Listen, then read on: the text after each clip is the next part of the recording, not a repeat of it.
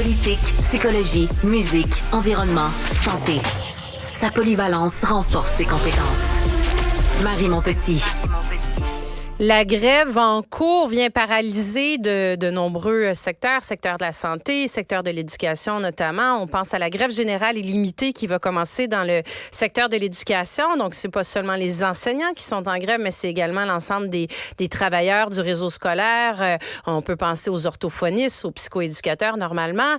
Est-ce que ça pourra avoir des conséquences sur nos tout-petits, sur les jeunes qui fréquentent l'école? Certains s'en inquiètent. On en discute justement avec Dr Gilles Julien, qui est pédiatre social depuis plus de 30 ans et fondateur et porte-parole de la Fondation Dr Julien. Bonjour. Bonjour. Depuis plus de 30 ans et plus même. Et plus, ça fait longtemps, mais c'est ça, je suis contente que, merci de prendre le temps de venir parler avec nous de la situation. Donc, grève qui débute, bon, on ne sait pas pour combien de temps. On peut penser qu'on n'est pas tous égaux, que tout le monde n'est pas égaux face à cette grève-là, que tout le monde n'est pas touché de la même façon. Est-ce que vous avez des préoccupations de votre côté par rapport notamment aux enfants qui vont se retrouver pris dans ce conflit de travail? Absolument, parce que nous, on parle d'adversité.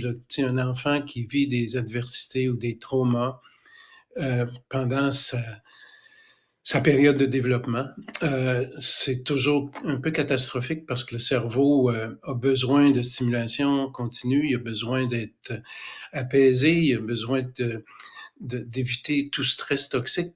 Et à chaque fois qu'il y a des événements traumatisants, ben ça nuit, ça cause des stress qui deviennent toxiques eux autres aussi. Par exemple, juste l'histoire de la pandémie, c'est sûr, on en a parlé en long et en large, ça a été un stress majeur pour tout le monde. Les guerres, tout ce qui se passe dans le monde, les grèves. Puis les grèves, c'est important, on n'est pas contre les grèves, au contraire, mais c'est sûr qu'il y a des impacts directs sur les enfants parce que là, toutes les familles doivent se réorganiser. Quand tu as des moyens, ça va bien, mais quand tu n'as pas de moyens, t'es mal pris avec ça.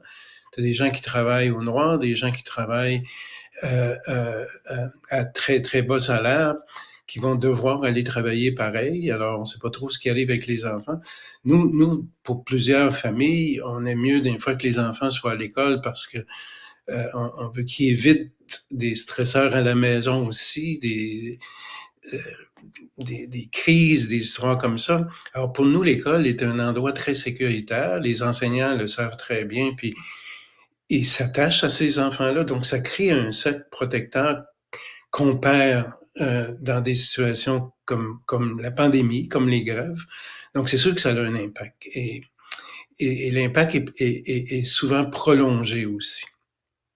Puis je présume que votre inquiétude peut-être se déploie encore davantage parce que là, on ne sait pas combien de temps ça peut durer. Si ça dure 2 jours, 3 jours, bon, c'est une chose, mais on parle de peut-être jusqu'à Noël. Là, c'est une situation qui pourrait être encore plus... Parce que là, ce que je comprends, ce que vous me dites, c'est que l'école, c'est un peu un endroit au-delà de sécuritaire, mais de vigilance aussi, qui permet que les enseignants voient ce qui se passe.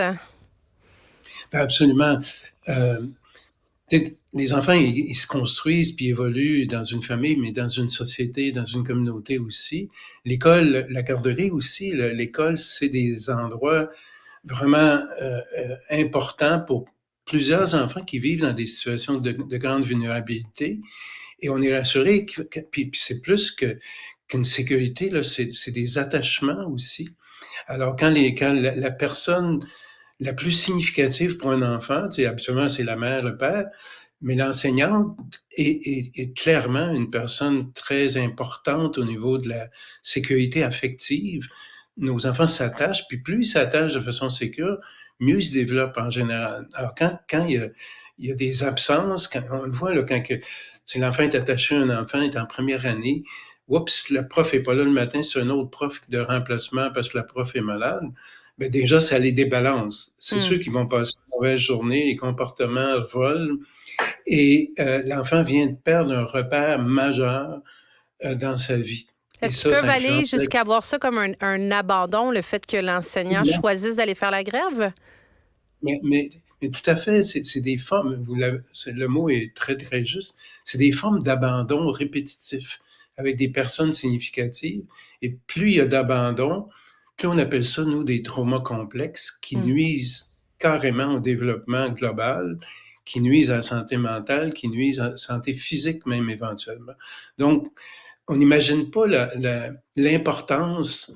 C'est un point majeur aussi au Québec. Tu sais, on a oublié de valoriser les gens qui s'occupent des enfants puis qui s'en occupent bien.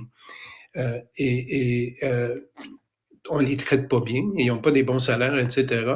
Alors que ça devrait être les gens que la société supporte le plus. Tous les adultes qui travaillent aux côtés d'enfants, qui les aident à se développer, à devenir des personnes utiles à la société, devraient être valorisés puis bien payés. Ça, on est d'accord. C'est pour ça qu'il faut repenser tout ça.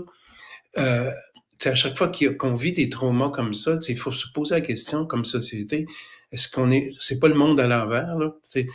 On privilégie les grands entrepreneurs qui font de l'argent, tout ça, mais on privilégie pas les gens qui s'occupent au quotidien d'enfants puis qui sont super utiles, qui accompagnent les familles souvent aussi. Ils se développent des liens de confiance énormes qui sont très précieux pour la santé globale des enfants.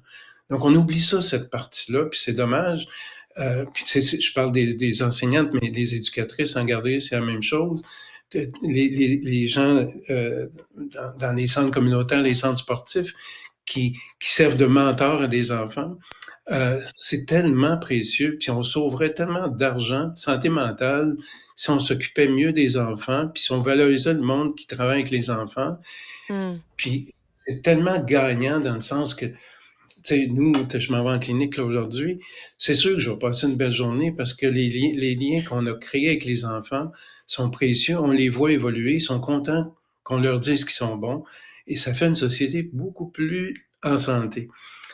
Comment on peut éviter, Dr. Julien, que des enfants se retrouvent dans cette situation-là? Puis je vous soumets une question qui a été soulevée, entre autres, par un de nos collègues, Mario Dumont, qui disait, est-ce que l'école, sans enlever le droit de grève là, de base, mais est-ce que l'école devrait être un service essentiel, comme c'est le cas dans le réseau de la santé, par exemple? Mais probablement que oui. Pour nous, en pédiatrie, c'est clair, c'est un service essentiel. L'école, c'est là qu'il se passe plein de choses. Une grande partie du développement des enfants est là. Par contre, pour moi, le droit de grève, on peut pas enlever ça. Ça fait partie du processus démocratique. C'est la seule voie qu'on peut avoir, se mettre ensemble pour revendiquer quelque chose. Donc, on peut pas enlever ça. Là. Ce qu'on pourrait faire, c'est ramener, je ne sais pas si vous vous souvenez, mais il y a plusieurs années, on parlait de l'école de proximité. Alors, l'école de proximité, elle devait être gérée par les gens de proximité selon les besoins d'une communauté spécifique. Alors, quand tu as une communauté très, très vulnérable, tu ajustes tes heures, tu t'assures que l'enfant est protégé toute la journée puis qu'il a bien dormi, etc. Et l'école devrait être animé par les milieux locaux. Et déjà, on gagnerait beaucoup parce que, tu sais, c'est un peu, on revient dans l'histoire, là, mais tu sais, t'es content de rencontrer l'enseignante dans la rue parce que c'est quelqu'un qui est important pour toi, t'en parles à tes parents, etc. Tu sais, le milieu devrait gérer ces écoles. C'est trop important pour les enfants. On peut pas laisser gérer ça par des structures lourdes déconnectées de la réalité. Alors ça, c'est mon point depuis toujours. Là. L'école, elle appartient à la communauté, elle devrait être gérée par la communauté.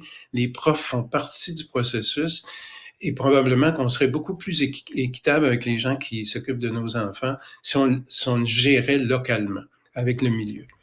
Docteur Julien, je vous remercie beaucoup d'avoir pris le temps d'en discuter avec nous. Je vous laisse aller à votre clinique, vous occuper justement de vos tout-petits. Merci énormément. Bonne journée. Merci à vous. Au revoir.